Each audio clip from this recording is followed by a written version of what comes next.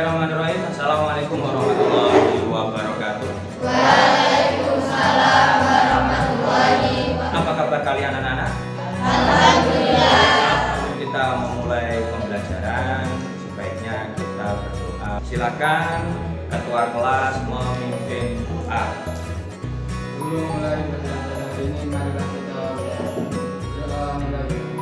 Sebelum memulai pembelajaran, Pak Pian absen terlebih dahulu ya. Aryo Triyoga Saputra, Emil Biandini, Siajem, Ica Aprilia Kurniasari. Pada pertemuan kali ini kita akan membahas tentang perencanaan tata ruang wilayah. Tujuan kita mempelajari ini agar kita itu bisa memahami konsep wilayah perwilayahan dalam perencanaan tata ruang wilayah. Sebelum kita memulai dari materi, perhatikan gambar di sebelah kiri kalian itu adalah tampilan tata ruang dari kota Jember. Di sebelah kanan kalian itu adalah di Barcelona. Pernahkah mungkin kalian mengamati pola keruangan dari pusat kota, Google Earth, dari Google Map ataupun yang lainnya? Mungkin nanti kalian bisa cek lewat Google ya kan, di earth.google.com. Itu kalian ingin mencoba pemahaman awal kalian. Satu soal 30 detik.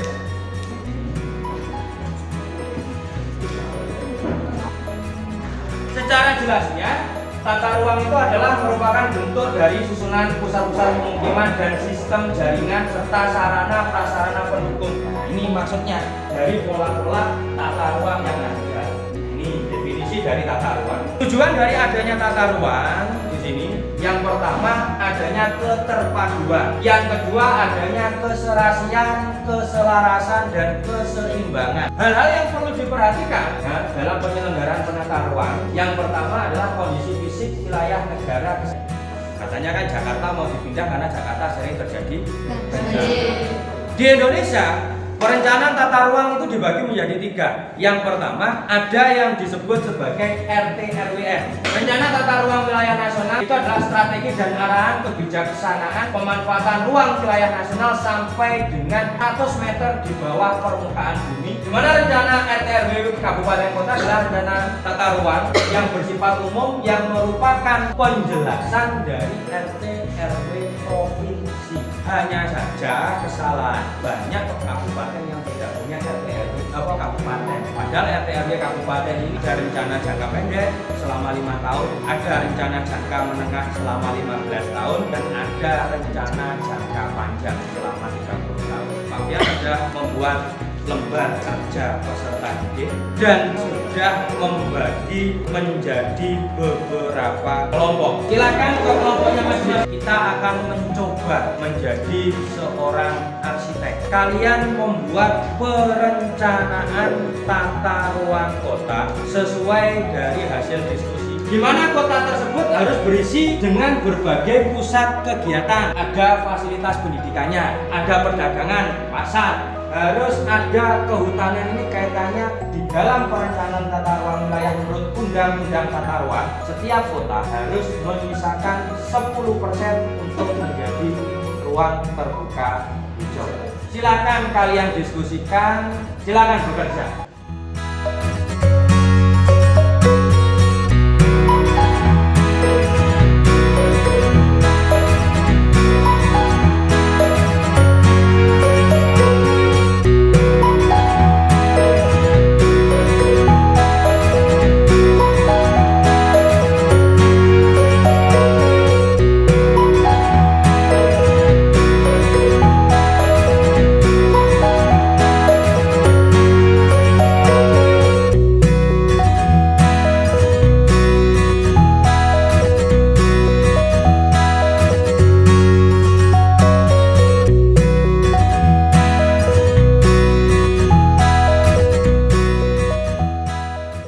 Pekerjaan bisa dilanjutkan di rumah. Sebelum saya mengakhiri pembelajaran pada kali ini, ada yang bisa menyimpulkan apa sih yang kita pelajari pada pertemuan kali ini?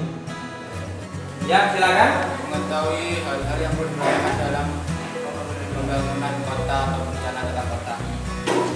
Ya, silakan. Mempelajari tentang bagaimana kita mengatur sebuah tata ruang, fakta, dan penataan ruang. Bagaimana kita mengatur tata ruang sebuah kota, melakukan penataan ruang yang sesuai dengan asas-asas dan tujuan pembangunan nasional.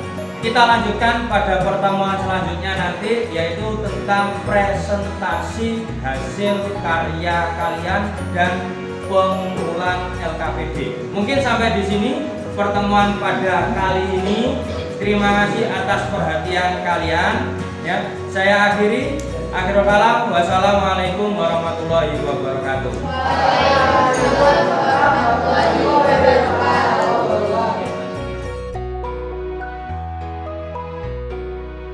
Bismillahirrahmanirrahim. Assalamualaikum warahmatullahi wabarakatuh. Apa kabar kalian? Baik ya. Semoga kita selalu menjaga kesehatan karena memang pandemi ini belum berakhir. Tetap semangat, tetap sehat. Oke, sebelum kita memulai pembelajaran, kita berdoa berdasarkan kepercayaan dan keyakinan kita masing-masing. Silakan ketua kelas dipimpin berdoa. Doa mulai. Coba diri. Sebelum kita melanjutkan aktivitas kita, Pak Fian absen terlebih dahulu. Ade Maula Robi, Selika Melina Cantika, Muhammad Igo Rizky Akbar. Kemarin kita sudah membuat proyek, membuat denah tentang kota impian.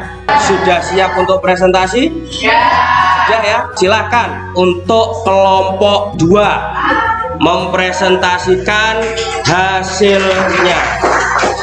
Kami dari kelompok 2 perkenalkan nama saya Humas Buddha. Ini merupakan rancangan dan karya dari kelompok kita.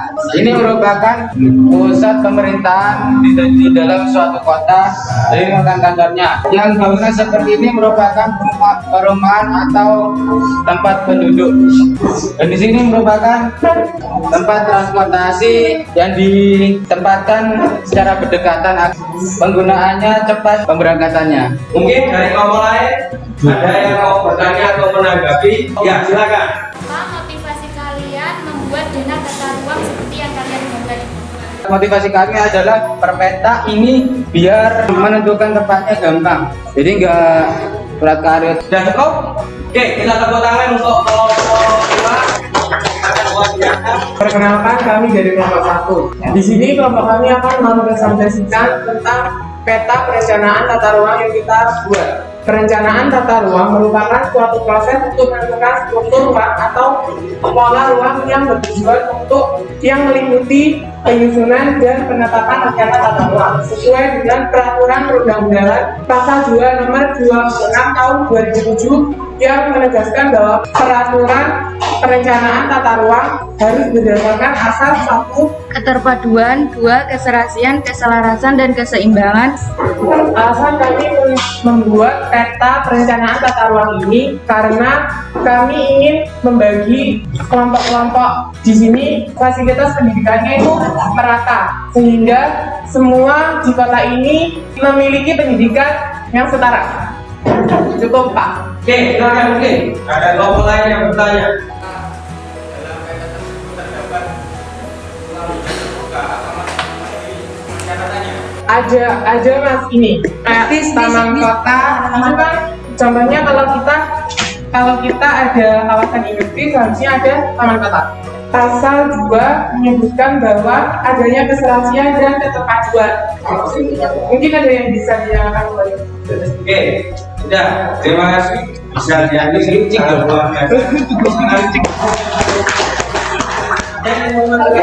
Mau Bapak? Ya, saya. Assalamualaikum warahmatullahi wabarakatuh. Saya akan mempresentasikan tentang perencanaan tata ruang kota. Penataan ruang diklasifikasikan berdasarkan fungsi utama kawasan, sistem wilayah, administrasi, kegiatan kawasan, dan nilai strategis kawasan. Seperti yang kita lihat pada gambar tersebut, ruang terbuka hijau yang ideal adalah 10% dari luas wilayah. Selain sebagai sarana lingkungan, juga dapat berfungsi untuk perlindungan habitat tertentu atau budaya, pertanian, dan juga untuk meningkatkan kualitas atmosfer serta pelestarian air dan tanah. Di tengah-tengah terdapat simbol air mancur, yaitu berfungsi untuk pusat penghijauan kota. Terdapat tempat pelayanan masyarakat. Sekian presentasi dari kelompok kami. Ada pertanyaan? Silakan.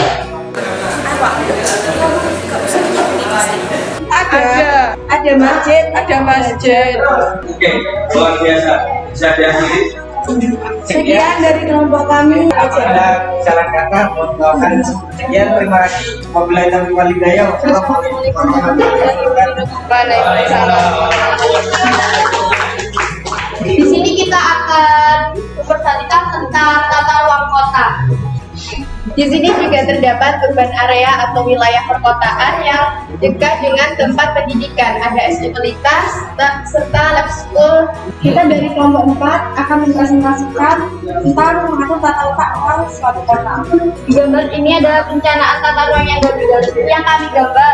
Terlihat di sini ada beberapa bangunan penting yang berdekatan, seperti rumah sakit dan pemukiman warga. Assalamualaikum warahmatullahi wabarakatuh. Sulit ya, kita sudah membuat dengan begitu rinci, ternyata masih banyak yang perlu kenapa kok tidak semua kompleks tempat peribadatan? Apakah ada Pak? Banyak contohnya, seperti yang mungkin yang paling terkenal itu ada di Nusa Dua Bali. Nah, di sini kita sudah belajar tentang bagaimana perencanaan tata ruang kota. Mungkin sampai di sini ada pertanyaan. Nanti itu kalian gambarkan secara digital, ya kan, menggunakan Canva ataupun lain sebagainya, yang kemudian nanti kalian upload ke Instagram. Kalau tidak ada pertanyaan, kemarin kita di pertemuan awal kita sudah melakukan pretest. Nah, di pertemuan akhir ini juga kita akan melakukan post test, sama hanya 5 soal saja. Bagaimana pemahaman kalian tentang tata ruang kota? Kita mulai. 5, 4, 2, 1, go!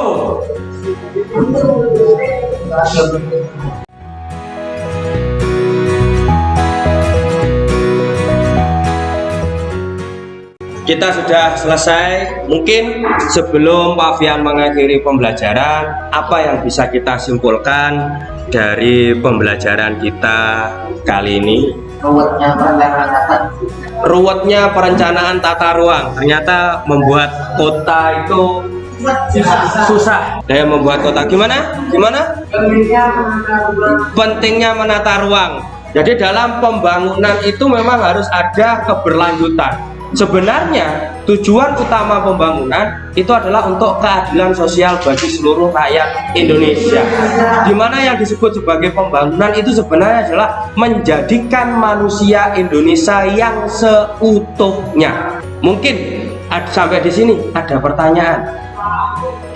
Kalau tidak ada, saya akhiri pembelajaran kita pada pertemuan kali ini. Terima kasih kalian sudah berusaha. Ya, nanti itu dikumpulkan. Mungkin sebelum kita mengakhiri pembelajaran kita, ada baiknya kita juga berdoa agar apa yang kita terima pada pembelajaran kali ini bisa bermanfaat nanti, ya kan, ketua kelas untuk memimpin doa. Kita masih sadar pada Alhamdulillah. Oke, saya akhiri sampai di sini. Terima kasih atas perhatiannya. Akhirul kalam, wassalamualaikum warahmatullahi wabarakatuh.